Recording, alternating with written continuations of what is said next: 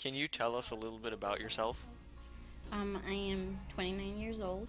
I have three kids. I have a 8, 7, and a 4-month-old baby, uh, a girl and two boys. I am currently attending Western Iowa Tech and obtaining my associates in criminal justice. And I've lived in Sioux City for about 6 years now. I moved from Schuyler, Nebraska. That's where I grew up pretty much. Why did you come to America? Well, my parents moved, my dad moved down here.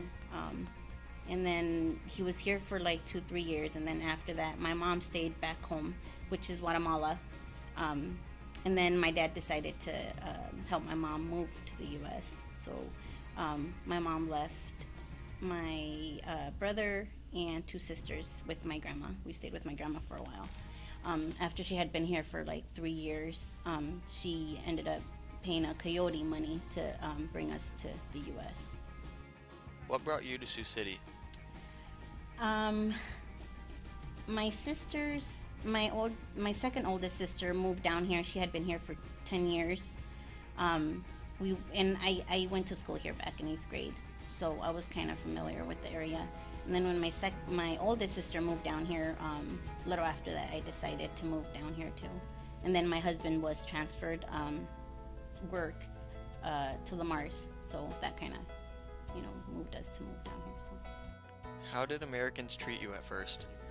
when we moved here, when we arrived in California. So there was a lot of Hispanics. So we didn't have too much trouble adjusting. I do remember like a lot of the stores, they had people that spoke Spanish, so it made it somewhat easier. Roxana says that because she was so young, she had no difficulty adjusting to America, but her brother did have some difficulties adjusting to the language. After a long time of being an illegal immigrant, Roxana's mother finally started an immigration process. Roxana shared with us how happy she was to finally receive her residence card in 2007. How long did it take to obtain your residence card? To obtain I think it was like 6 years from when my mom put the application in. Roxana says that America needs to let more people in because there are a lot of people that want to come over to better themselves like her family did. I feel like they should open it more, especially because if people that are trying to come here, if they're trying to come here to better themselves, that's not only going to help them, but it's going to help our economy too. To where now there's a lot of people that are working illegally. Is that helping us? No, it's not helping us at all. So if they would open that up more, especially for people that have been here a very long time, I feel like we would benefit more from it than having them work without papers, because then you have people that don't have papers, and they're also getting government help because they have kids here, and they don't have to say, oh, I work with another name, and yet they're getting all these other benefits. So I feel like it's not. When you guys came to America, was there a certain time you planned on staying? Well, when my parents came, they did. My dad said that they would move here and work for maybe 5 years and go back home.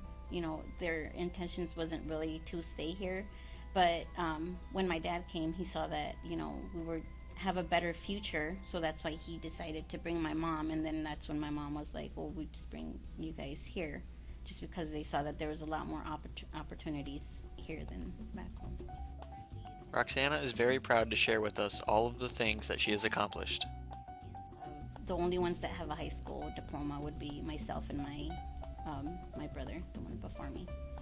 And I'll be the first one to graduate from college, so that's a big achievement. Do you still speak a lot of your language? Yes. Did you pass the language on to your children? Teach them that language, or do they? Yeah, we speak. Yeah. I currently have my kids attending Irving Elementary because of the dual language. I don't want them to lose the Spanish. My daughter's 8 and she can read Spanish, so that's a big plus. Most of the Spanish that I learned was from my parents. The reading part of it, my dad he would read to me in Spanish, but I guess since we had to speak it, we never lost it. And I'm trying It's so easy for kids now when they grow out here to just lose their second language. It's so easy. So I'm really trying to work with them, because I know that in the future it's going to be very helpful for them when it comes career-wise. It's going to pay better too. So. Roxana has yet to return to her poverty-filled country of Guatemala. I've never been back. All my family's here, my immediate family, so I really don't have a reason to go back. My mom does go every year to visit my grandma, and sometimes she's like, you should go back and see them, but with having kids in school, I just don't have time to go and visit. And honestly, I'm a little afraid, because especially with having my kids go down there, I'm afraid they're going to get sick, or the things are different, the food, people, some areas are dangerous to be in, especially if you're not from there. So, personally, if you ask me, my home is America, so. Mi nombre es Roxana Angel y soy una voz de Siouxland.